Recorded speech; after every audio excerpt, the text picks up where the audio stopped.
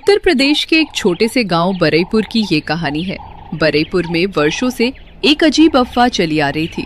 लोग कहते थे कि आधी रात के बाद गांव के बाहर वाले पुराने कुएं के पास एक औरत दिखाई देती है।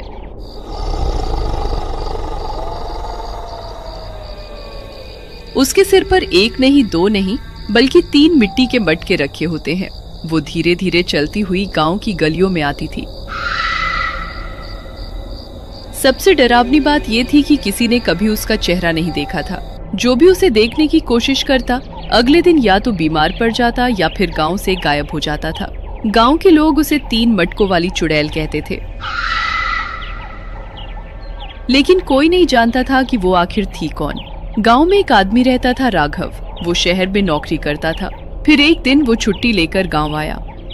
रात को चौपाल पर बैठा था, जहां उसके कुछ दोस्त औरत गांव वाले बैठे हुए थे। राघव उसी चुड़ैल को लेकर मजाक उड़ा रहा था।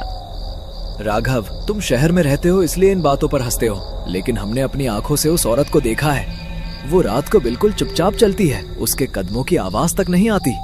सिर पर 3 मटके रखे होते हैं और वो हमेशा उसी पुराने कुएं की तरफ जाती है।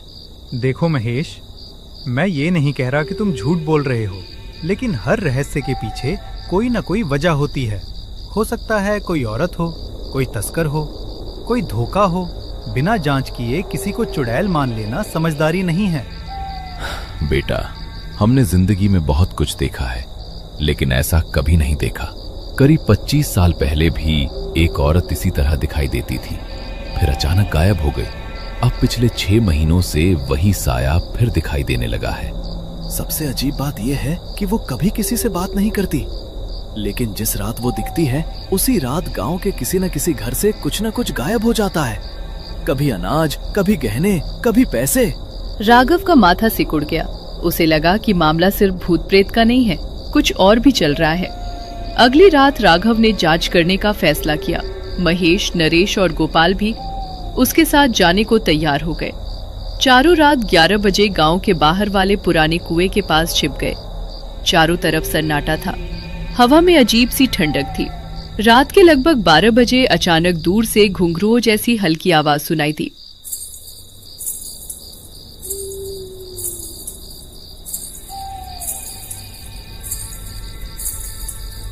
सभी चौकन्ने हो गए और फिर धुंध के बीच एक काली परछाई दिखाई दी। वो धीरे धीरे उनकी तरफ बढ़ रही थी।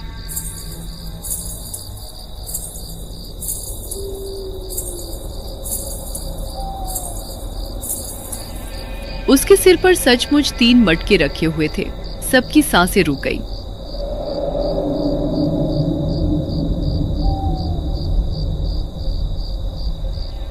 भगवान की कसम, यही है वो। मैंने इसी को देखा था। वो आकृति अब और करीब आ रही थी। उसने काला घूंघट ओढ़ रखा था, चेहरा पूरी तरह छिपा हुआ था। लेकिन सबसे अजीब बात ये थी कि तीनों मटके बिल्कुल स्थिर थे, जैसे किसी मूर्ति पर रखे हों। इतनी धीमी चाल में भी उनका हिलना तक नहीं हो रहा था। अचानक वो औरत कुएं के पास रुकी। उसने धीरे से पहला मटका जमीन पर रखा, फिर दूसरा, फिर तीसरा। इसके बाद उसने कुएं में झांक कर कुछ फुसफुसाया।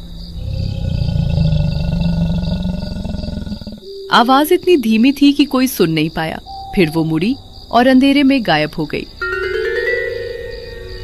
चारों दोस्त डरते डरते वहां पहुंचे। मटके अभी भी पड़े थे। राघव ने पहला मटका खोला। अंदर सिर्फ मिट्टी थी। दूसरे में सूखे पत्ते थे। लेकिन तीसरे मटके को खोलते ही सबके होश उड़ गए। अंदर कई पुराने चांदी के सिक्के और कुछ सोने के गहने थे। मैंने कहा था ना, ये इंसान का काम नहीं हो सकता। आखिर चुड़ैल गहने लेकर क्या करेगी? यही तो सवाल है। अगर वो चुड़ैल होती तो गहने क्यों इकट्ठा करती, और अगर इंसान है तो रात को ये नाटक क्यों करती है? उसने तय किया कि अगली रात फिर निगरानी करेंगे। अगले दिन गांव में खबर फैल गई कि मटकों में गहने मिले हैं, लेकिन किसी को ये नहीं बताया गया कि गहने कहाँ रखे गए हैं। राघव ने उन्हें सुरक्षित जगह छिपा दिया। उसे शक था कि असली खेल अभी बाकी है। दूसरी रात वे फिर कुएं के पास पहुंचे। इस बार राघव कैमरा भी साथ लाया था। रात 12 बजे फिर वही आकृति दिखाई दी। सिर पर 3 मटके, धीमी चाल, घूंघट, सन्नाटा।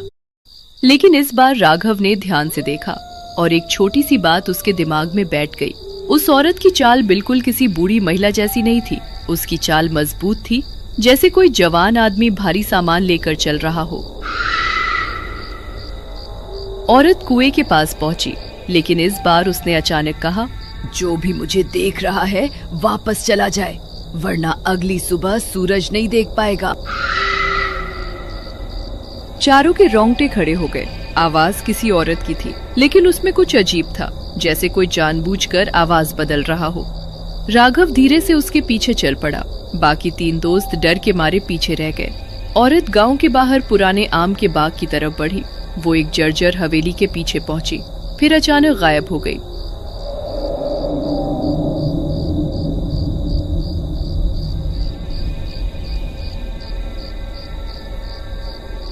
राघव दौड़कर वहां पहुंचा, लेकिन वहां कोई नहीं था।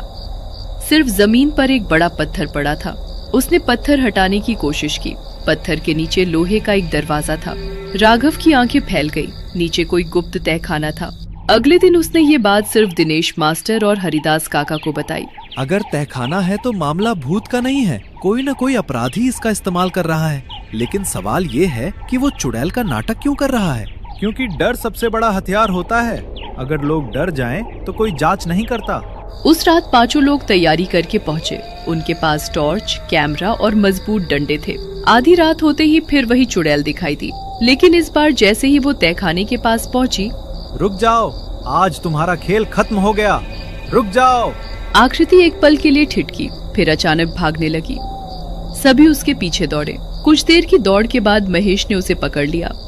तीनों मटके नीचे गिरकर टूट गए और फिर घूंघट हट गया। सभी की आंखें फटी रह गई। वो कोई चुड़ैल नहीं थी, बल्कि गांव का ही पुराना सुनार भगत राम था। लेकिन तू तो 6 महीने पहले शहर चला गया था। हाँ, यही तो मैं चाहता था कि लोग समझें। मैं गया नहीं था, मैं यहीं था, इस तहखाने में। सभी लोग स्तब्ध रह गए, लेकिन कहानी अभी खत्म नहीं हुई थी। राघव ने पूछा, गांव वालों के घरों से चोरी हुए सामान का क्या? वो सब मैंने चुराया था। चुड़ैल की अफवाह मैंने ही फैलाई। लोग डरते रहे और मैं आराम से चोरी करता रहा। लेकिन तभी हरिदास काका का चेहरा पीला पड़ गया। उन्होंने कांपती आवाज में पूछा, तो 25 साल पहले वाली औरत कौन थी? भगत राम का चेहरा अचानक बदल गया। उसकी आंखों में डर उतर आया। पहली बार वो सचमुच घबराया। वही तो वजह है कि मैंने ये सब शुरू किया। 25 साल पहले मेरी माँ इसी गांव में रहती थी। लोग उसे डायन समझते थे, क्योंकि वो रात को सिर पर 3 मटके रखकर दूसरे गांव पानी बेचने जाती थी। एक रात कुछ लोगों ने उसे चुड़ैल समझकर मार डाला। मरने से पहले उसने कहा था कि एक दिन सच सामने आएगा। जब मैं बड़ा हुआ तो मुझे ये बात पता चली। मैं बदला लेना चाहता था। मैंने चुड़ैल की कहानी को फिर जिंदा किया, ताकि गांव वाले डरें और समझें कि अफवाहें कितनी खतरनाक होती हैं। लेकिन धीरे धीरे लालच बढ़ गया। मैंने चोरी शुरू कर दी। सभी लोग चुप थे। ऐसा लग रहा था कि रहस्य खत्म हो गया। लेकिन तभी तहखाने के अंदर से अचानक किसी औरत की आवाज आई, भगत राम, भगत राम। आवाज बिल्कुल साफ थी। भगत राम, अब चलने का समय आ गया है। भगत राम का चेहरा सफेद पड़ गया। नहीं नहीं, ये नहीं हो सकता। तहखाने के अंदर से ठंडी हवा का तेज झोंका निकला और फिर सभी ने देखा तहखाने के अंधेरे में एक धुंधली आकृति खड़ी थी, सिर पर 3 मटके। इस बार वो भगत राम नहीं था। सभी के सामने खड़ी आकृति धीरे धीरे आगे बढ़ी। भगत राम डर के मारे चीख पड़ा, नहीं, ये नहीं हो सकता, नहीं। अगले ही पल तेज हवा चली। कुछ सेकंड बाद जब रोशनी वापस आई तो वो आकृति गायब थी, लेकिन भगत राम जमीन पर बेहोश पड़ा था। उसे अस्पताल ले जाया गया। होश आने पर उसने सारी चोरी कबूल कर ली। गांव वालों का सामान वापस मिल गया। उसे जेल हो गई। लेकिन आज तक कोई नहीं जान पाया कि उस रात तहखाने में दिखाई देने वाली आकृति कौन थी। क्या वो सचमुच भगत राम की माँ की आत्मा थी? बरईपुर के लोग आज भी उस पुराने कुएं के पास रात में नहीं जाते, क्योंकि कई लोगों का दावा है कि अमावस्या की रात धुंध के बीच एक औरत दिखाई देती है, जिसके सिर पर अब भी 3 मटके रखे होते हैं और वो किसी को नुकसान नहीं पहुंचाती, बस चुपचाप पुराने कुएं के पास खड़ी होकर जैसे किसी का इंतजार करती रहती है।